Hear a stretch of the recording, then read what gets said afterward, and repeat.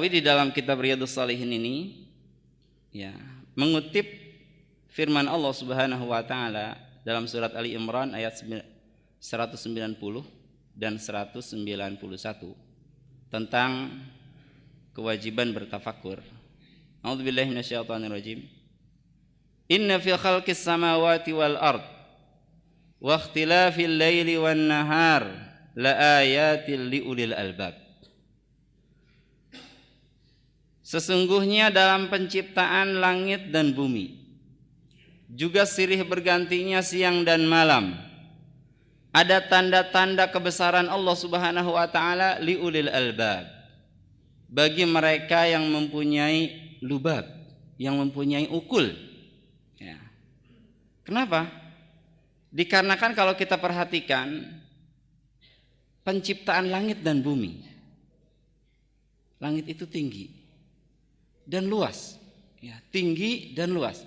Sedangkan bumi ini tempat singgah kita, dia rendah, banyak pohon-pohonnya, ada sungai-sungainya. Ini kalau kita berhenti sejenak saja, maka kita akan mendapatkan keagungan Allah Subhanahu wa taala yang luar biasa. Ya. Bola bumi ini jika kita bandingkan dengan matahari, itu niscaya seperti titik kecil di padang yang begitu luas. Padahal matahari saja tidak terlihat kalau dilihat dari ujung langit sana. Bagaimana dengan manusia? Sangat kecil sekali. Ini penciptaan Allah Subhanahu wa taala yang luar biasa. Ya. Wa ikhtilafil laili wan nahar. Kemudian silih berganti siang dan malam. Di satu negeri terkadang siang lebih lama daripada malam. Di negeri yang lain malam lebih lama daripada siang. Di negeri lain terkadang sama durasi antara siang dan malam. Ini semuanya diatur oleh Allah Subhanahu wa taala. Ya. Dan Allah Subhanahu wa taala ketika menciptakan bulan, bintang, matahari, langit, bumi, itu bukan tanpa tujuan. Tapi ini adalah satu pameran dari Allah Subhanahu wa taala yang Maha mampu melakukan segalanya agar diketahui oleh manusia bahwa Allah Subhanahu wa taala ala kulli syai'in qadir. Dia bukan tanpa tujuan. Ini Allah memperkenalkan dirinya. Ingin memperkenalkan dirinya, ini ciptaan saya. Ya, sehingga sembahlah saya. Itu seperti itu. Ya. Liulil albab. Nah, tapi ini hanya bisa difikirkan oleh mereka yang mempunyai albab. Albab ini jamak daripada lubab, yaitu al-uqulut tamah az-zakiyah. Orang-orang yang mempunyai akal yang sempurna, orang-orang yang pandai, yang cerdas, mereka akan mengetahui keagungan Allah Subhanahu wa taala seperti ini. Berbeda dengan orang-orang yang tuli, yang bisu, yang kufur terhadap ayat-ayat Allah Subhanahu wa taala, mereka tidak akan pernah memperhatikan kebesaran Allah ini. Dalam surat Yusuf ayat 105-106, Allah Subhanahu wa taala mengabarkan tentang mereka, wa ka'ayyim min ayatin fis samawati wal ard yamurruna 'alaiha wa hum anha muridun. Betapa banyak tanda-tanda kebesaran Allah Subhanahu wa taala yang ada di langit dan juga yang ada di bumi. Ya, yang menghampiri mereka, tapi mereka berpaling. Jadi seolah-olah tidak ada pencipta di dunia ini, seolah-olah tidak ada penguasa di dunia ini. Orang-orang kafir kepada Allah Subhanahu wa taala, mereka setiap harinya keluar masuk rumah. Di hadapan rumahnya mungkin ada rumput yang indah, ada bunga yang warnanya bermacam-macam. Bahkan tidaklah mereka membuka jendela pintunya kecuali mereka akan mendapatkan langit yang begitu luas, tapi tidak pernah berpikir siapa yang menciptakan langit ini. Mereka keluar masuk dari rumah menuju kantornya, dari rumah menuju perniagaannya. Ya, siang hari mereka dilelahkan dengan mencari ma'isyah, malam harinya mereka tidur karena kelelahan. Begitu setiap harinya. Siangnya mereka keluar rumah, melelahkan diri, mencari dunia. Kemudian sore hari malam hari mereka pulang dan tidur ibarat bangkai yang hidup. Besoknya seperti itu lagi, keluar rumah lagi, langit di hadapannya, matahari di hadapannya, itu tidak pernah berpikir siapa yang menciptakannya. Seolah-olah nggak ada pencipta, seolah-olah tidak ada yang diagungkan. Itu orang-orang yang memang hatinya telah tertutup, akalnya sudah tertutup. Tidak ada pengagungan kepada Allah Subhanahu wa taala. Bagi orang yang beriman, tadi pagi kita masih ingat kita makan nasi. Siapa yang menciptakan nasi itu? Allah Subhanahu wa taala. Kita minum air, ini dari Allah Subhanahu wa taala.